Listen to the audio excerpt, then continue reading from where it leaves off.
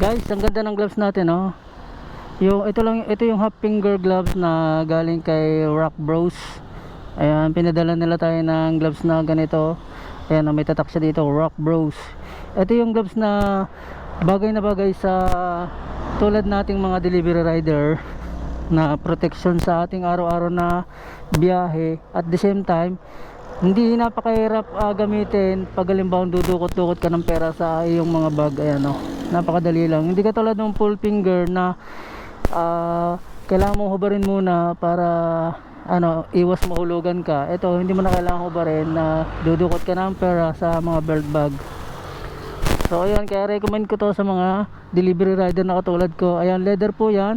Tapos ang isa pa dito, kagandahan dito, meron siyang hard knuckle. Ayan, nasa loob po siya ng leather. Tapos breathable po yan kasi ayan, may mga butas-butas.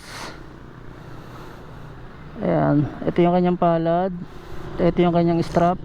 Ayan, nakalagay siya dito, Rock Bros.